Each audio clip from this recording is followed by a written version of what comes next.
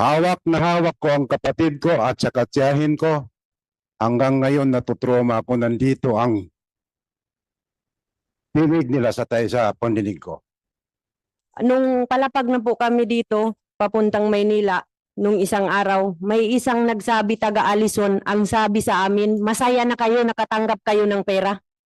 Alison po yun, sa table mismo po ng Alison. Ang sabi po ng representative ng Allison, kapag wala pong ticket specifically referred to the children or minor, hindi po nila bibigyan ng cash assistance, hindi po nila bibigyan ng hospital, hindi po nila sasagutin ng hospital bill. So tama po ba yun? Meron pong sanggol kahapon lang, na-retrieve po, wala ng ulo. Tapos ganun po sasabihin ng representative ng Allison?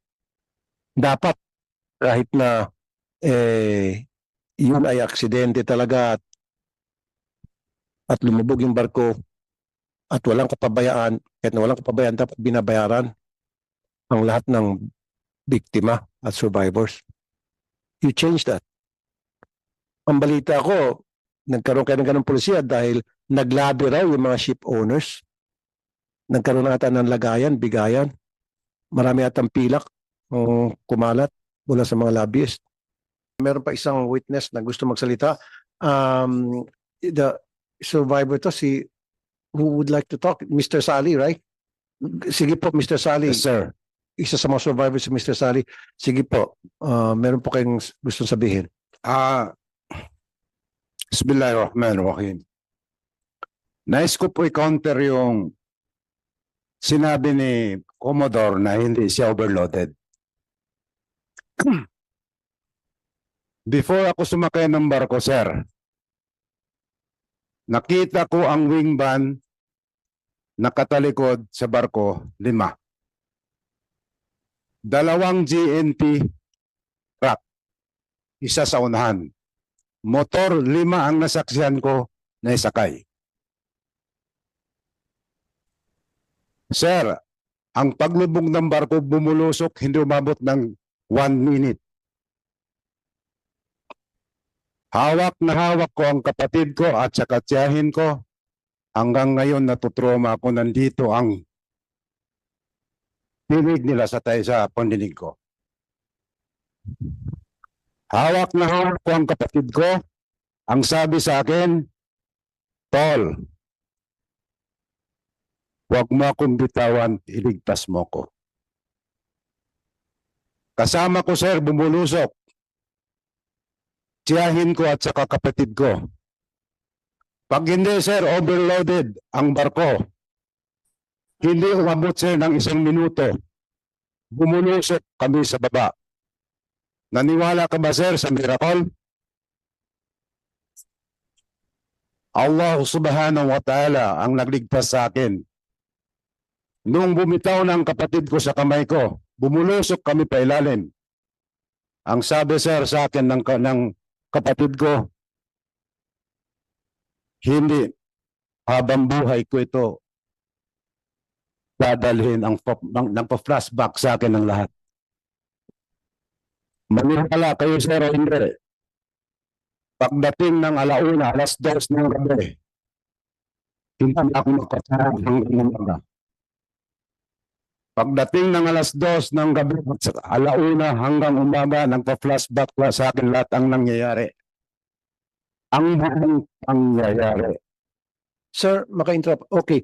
Nung palubog ng barko, wala bang mga crew member ng barko na tumutulong sa mga pasahero para turuan paano ikabit yung life vest at crowd management? Wala bang mga ganon? Wala, sir. Pinapaupa yung mga nagpapanik na pasahero? Wala, sir, ni isa. Kami sarili namin ang nagsuot ng life vest. Ang life vest, sir, kami pang naghanap kung saan nakalagay sa cabinet. Sabi ko sa mga kaibigan, kasama ko passenger sa aircon, nasa cabinet ang life vest. Okay, sir, yung mga... Okay, sir, nakasakabinet na nabanggit nyo na po dati sa previous interview sa inyo.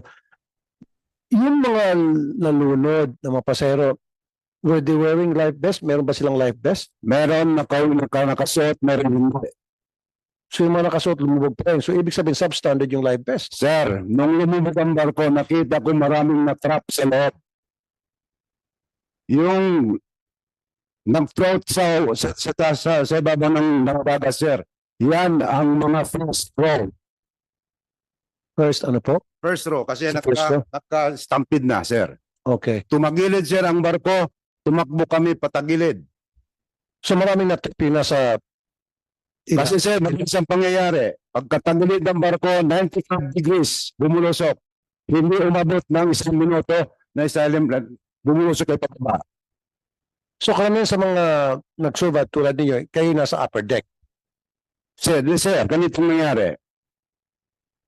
Pagkahila ko sa kapatid ko, bumulusok kami sir sa baba. Hindi ko na mahila ang kapatid ko siguro. Nakasagi ako. Yung kanya sumabit sa grills ng barko. Bumitaw na siya sa akin. Since mayroon akong suit na life vest, nadala ko ng life vest pa itaas.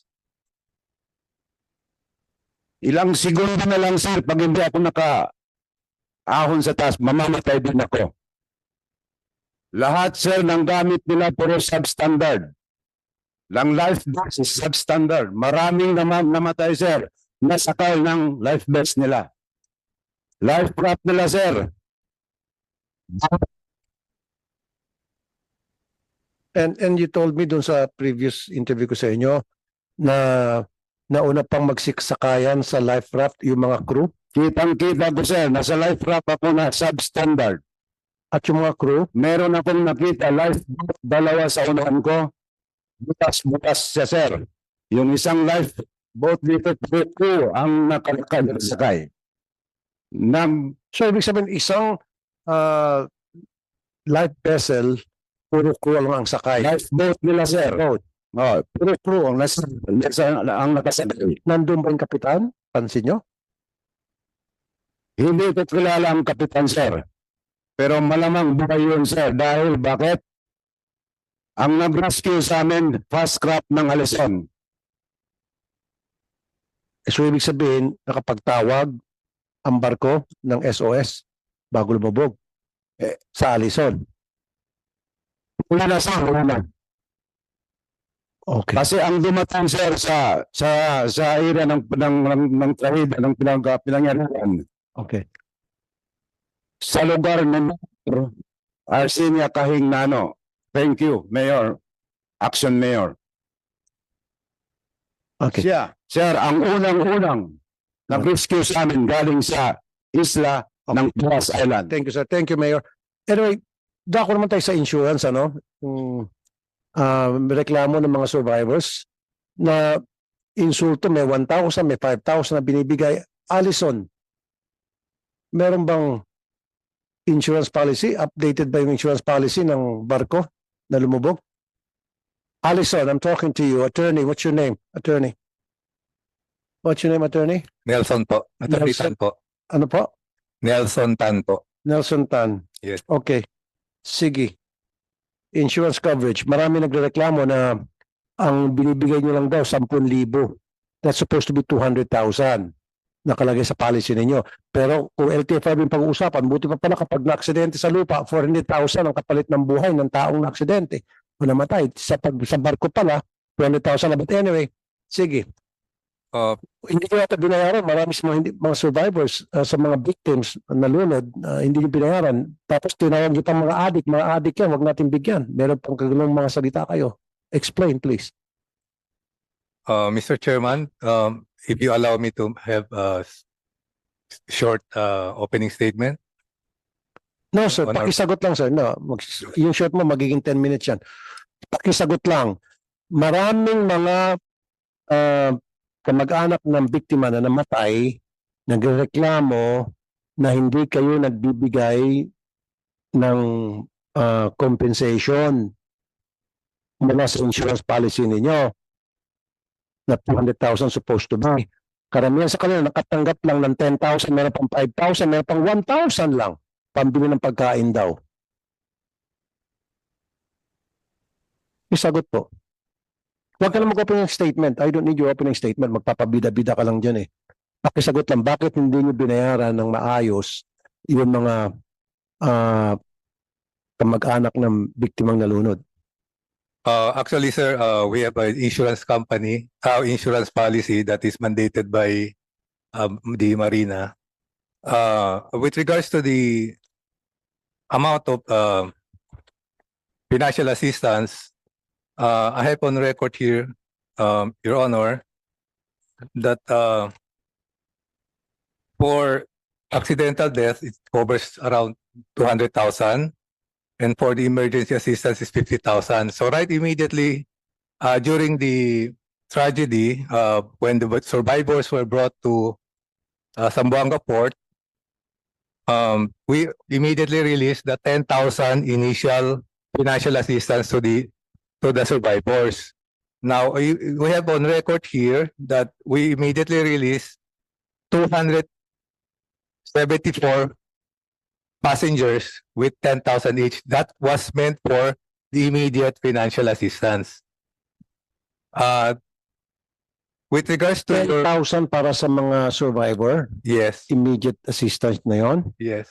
Sa So- tingin mo, tama ba yun na yung halagang yon?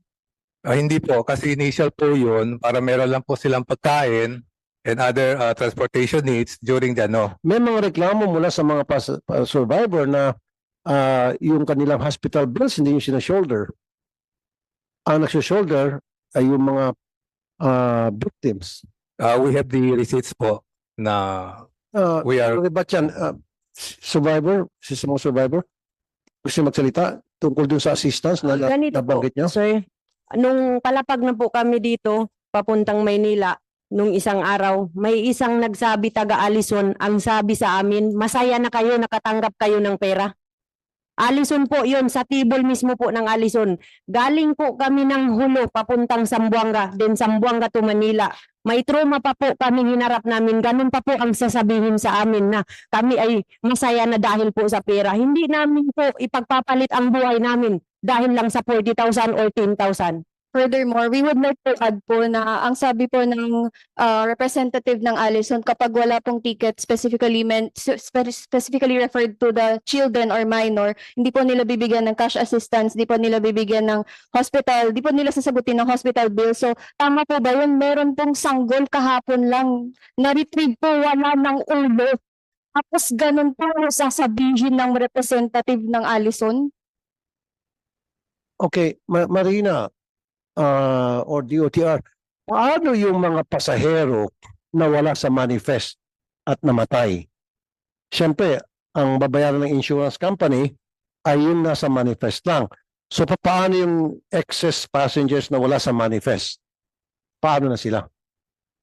Would like to Mr. answer? Chair, if I may, under our existing policy, the ship owner is obligated to oblige to provide the And the same amount kung ano nakaspecify sa same po insurance as the policy. insurance cover. So But these that's are not happening. But that's unmanifested. not happening in this case. Hindi nababayaran itong mga survivor, pati yung mga kamag-anak ng biktimang namatay. Madadagdag po yan sa mga violations in terms of the CPC. Clarify lang po namin, Senator Tulfo, na sabi po ni Attorney Nelson, ang 10,000 pesos daw po ay initial cash assistance for food, as what you said earlier. Ang sabi niyo po sa witnesses natin, kapag sinagot niyo na yung hospital bills, good as yun na po yung assistance na ibibigay niyo for life. Yun na po talaga, hindi na po kayo magbibigay ng separate na kumbaga, kung sila ay na-hospital, nabawasan pa yung dapat nilang marireceive. Eh yung mga hindi na-hospital pero na-trauma, sila yung naka-receive ng intended, tapos yung mga na-hospital, yun na po, nabawasan pa po. So, ano po ba yun na ginagawa nyo, tinitipid nyo ang mga pamilya ng biktima sa insidente na mga kasalanan nyo? Sir. If I may, sir. Yes, Ali. Nagbigay sila ng 10,000. Okay. Nung nag-ingay na, sir, nag-additional siya ng 40,000. Yung 10,000 sabi nila, What do you mean nag-ingay? Nung nag-ingay, nagdagdag ng 40. hindi, yung lumaki ng issue, sir. Okay. Yung 10,000 sabi ni Nelson Tan, food assistance. Nung nagingay na, nagdagdag sila ng 40,000, bali 50,000, yun daw ang bayad ng insurance. Ngayon, ang offer nila sa amin is 100,000. Insurance is 200,000. May announcement sila, magbibigay sa 300,000. Hindi nila binanggit, ang 200,000 ay sa insurance. Ang lalabas doon, Allison ang nagbayad ng 2,000.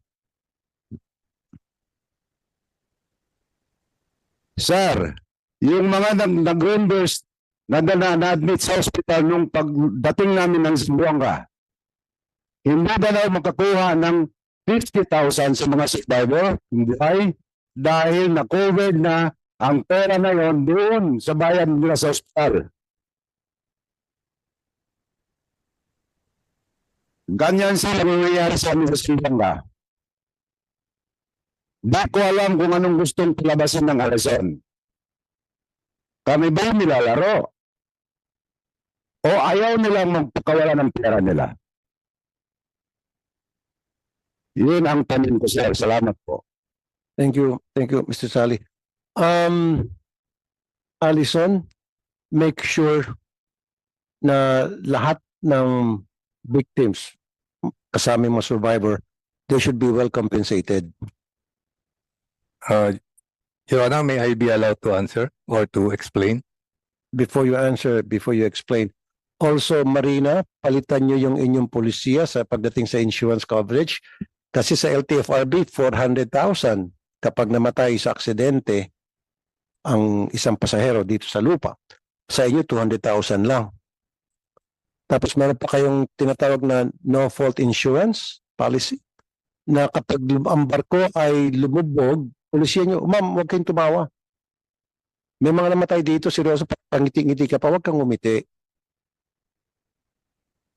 Kapag lumubog ang isang barko na sa investigasyon ng mga otoridad ay hindi ka pabayaan dahil aksidente lang halimbawa because of the force, because of isa malaking alon, hinampas at nalubog, walang overloading, walang mababayaran na casualty.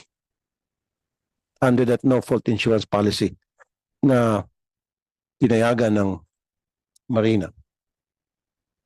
Dapat kahit na yun ay aksidente talaga at lumubog yung barko at walang kapabayaan, kahit na walang kapabayaan, dapat binabayaran ang lahat ng biktima at survivors. You change that. Ang balita ko, nagkaroon kayo ng ganong polisiya dahil naglabi raw yung mga ship owners. Nagkaroon ata ng lagayan, bigayan. Marami atang pilak kumalat mula sa mga lobbyist. Under your watch, don't let that happen. So palitan yung polisiya yung no fault policy. And then yung 200, taasan nyo po. Okay. Sige. Meron pa isa pang survivor gusto magsalita from Hulo, all the way from Hulo. Sir, What's your name, sir? ako po, sir, si Julan Rickson. Magandang umaga po, Mr. Corrick. Magandang umaga po din, Sir Raptor po.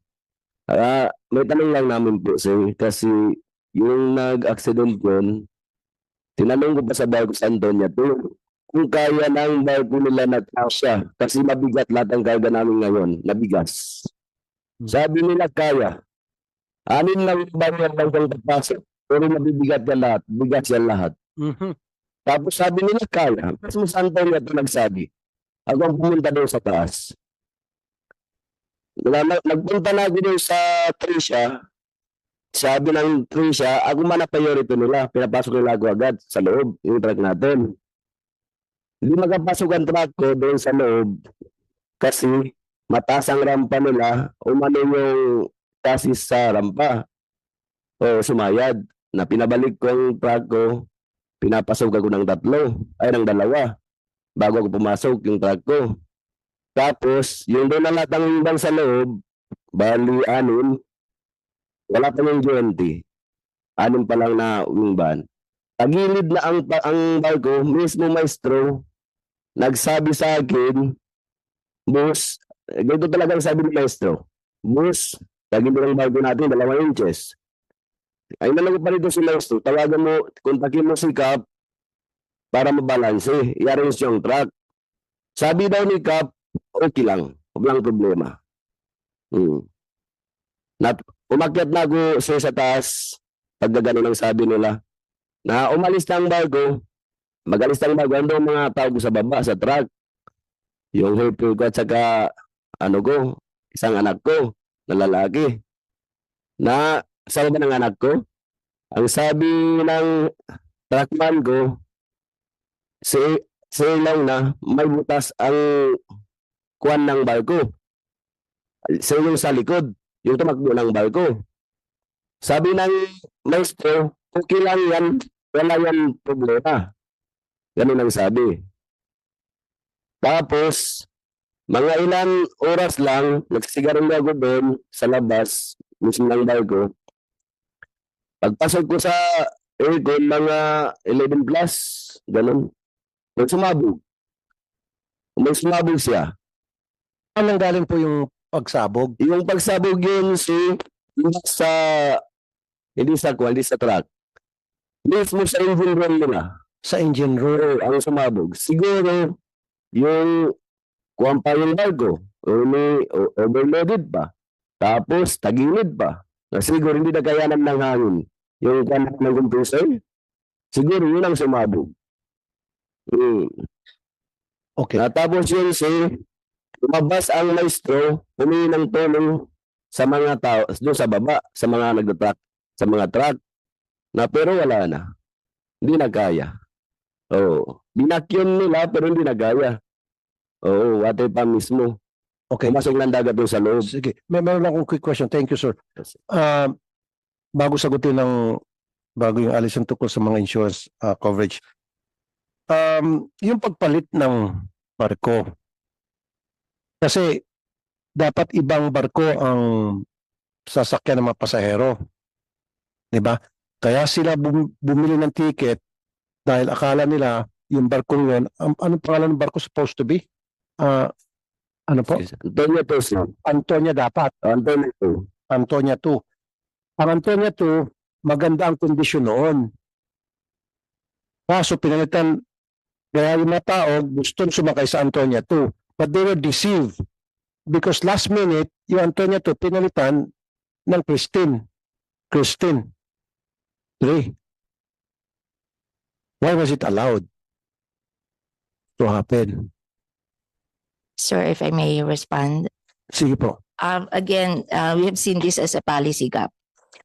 In short, the CPC allows all ships within the company, and so there is a list of all the fleet of the company and then all the authorized routes. Kaya po nagiging flexible yung pag-assign nila to a vessel to a route.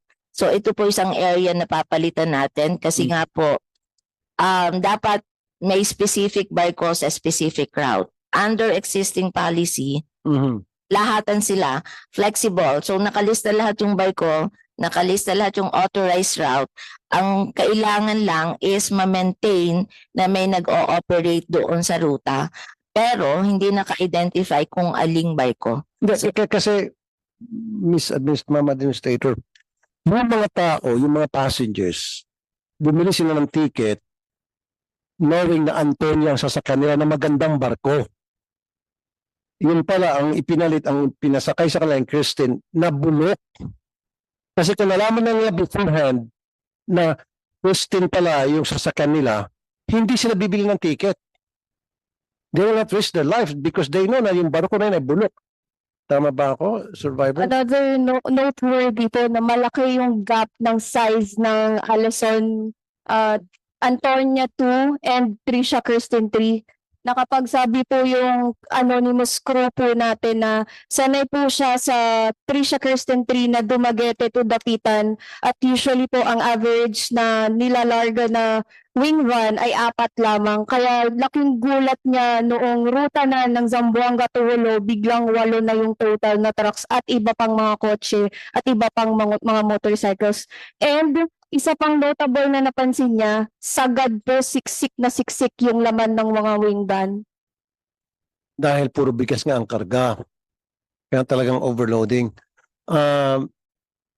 Administrator, kailangan magkaroon kayo ng pulisya na make sure lahat ng kinakargang sa Roron, mga sasakyan, dadaan sa weighbridge at meron nagsacertify na tama yung timbang at equally distributed yung weight sa barko para hindi na mag-tilt to the left or to the right.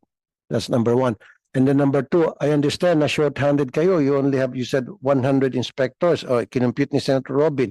Kung meron kayo 100 inspectors and then 20,000 vessels. So, i-divide mo yan by 200 days. Tama ba?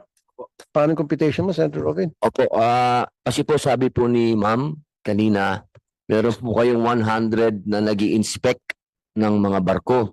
Opo, nag-computation lang po kami. Kung gagawin po nila yung 100 po na yun, kung gagawin po nila yung trabaho po nila, sa loob lamang po ng 200 araw, matatapos po nila yung inspeksyon sa 20,000 na barko. Ang hinihiling lang po sana namin, gawin po nila sana po yung trabaho po nila na mag-inspect po kasi kung 100 po, kayang-kaya po nila yung 20,000 na barko po sa 200 araw po. Kasi ang isang taon po ay 365 days po.